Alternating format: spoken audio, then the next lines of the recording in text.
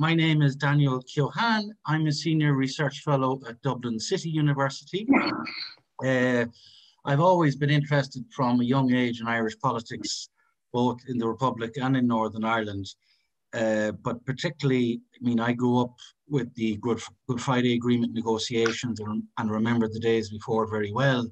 But I also then moved away from Ireland for 20 years, actually mainly working on EU politics.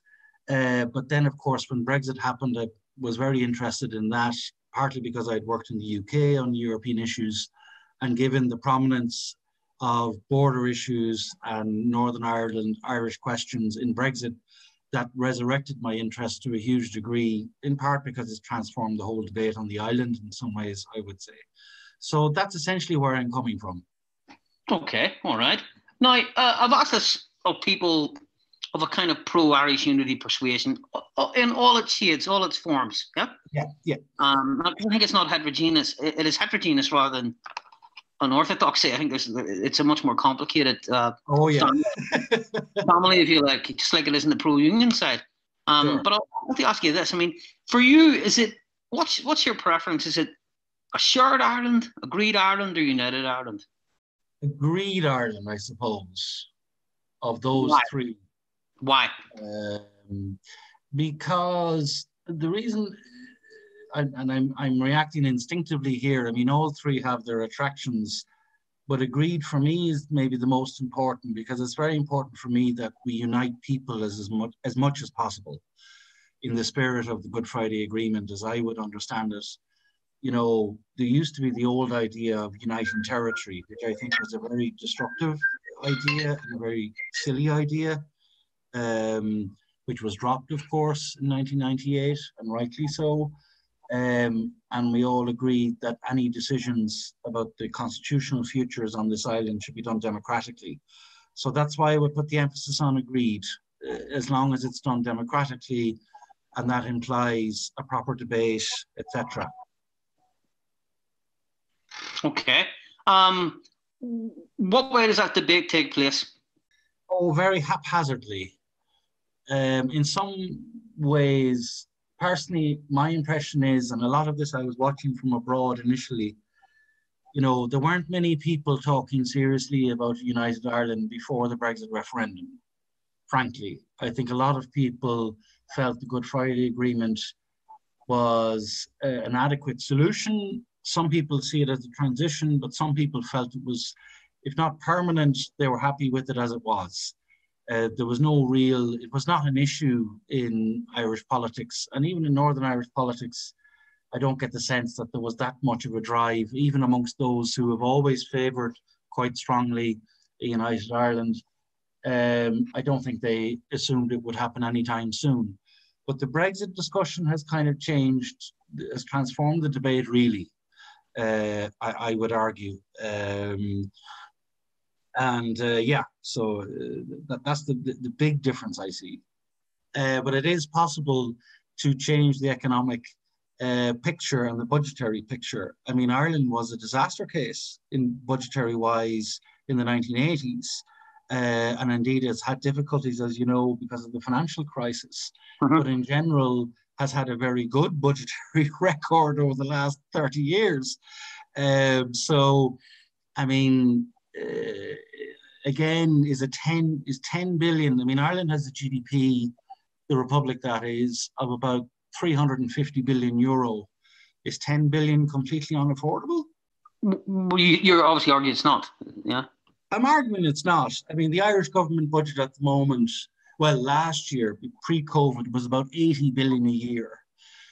But of course, we're assuming this accounts for no economic, it depends how you also account for the economic output of Northern Ireland in that context. So 10 billion is not a small figure, but I wouldn't say it's insurmountable. You mentioned that party there now. There's a possibility in the next few years. I think this current government will probably run for a wee bit yet, but they could be the lead force in a new government. Then they'll be pushing for that. They'll be pushing for a border poll.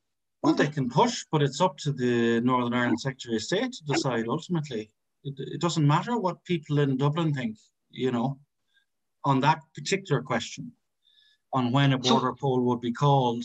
Now, you'd assume there would be some coordination if the Northern Irish Secretary of State, the UK Secretary of State for Northern Ireland, was really going to call a border poll. You'd assume there'd be a bit of coordination with Dublin because there has to be a referendum in the Republic as well. I mean, Sinn Féin would be leading the government, but then I can't see them having a majority in Parliament anytime soon, you know, and of course they will call for it and may want to do research into it and advocate for it, but so what? I have some sympathy with the current government's idea of having shared island discussions, in the sense that I think there's a lot to be said for trying to talk less and do more, you know, whether it's joining up the M5 and the M2. I live off the Dublin-Derry road, so I have a personal interest in that, and kind of feel, so, you know, there's a whole, between the Dublin-Galway railway line and the Dublin-Belfast railway line, there's a whole cone of underdevelopment on this island, right? And that affects people regardless of their political persuasions. And it's interesting about the centenaries that have gone on, the decade of centenaries and the decade of commemorations. It could be argued that it started off quite well, but in recent times it's kind of slipped. Do you recognize that as a danger, or is that exaggerated? Oh, I'm extremely worried about it. I think there's a few things that have combined together, and this is why I personally don't want any more official commemorations of anything.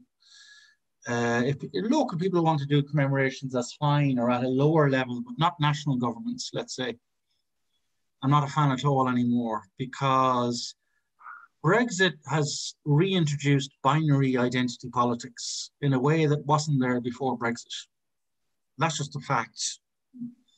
You know, a lot of these kind of feelings and instincts have always been there, of course, but Brexit has made it acceptable to be more binary and say, I'm on that side and I'm not on that side, or I'm a winner or I'm a loser.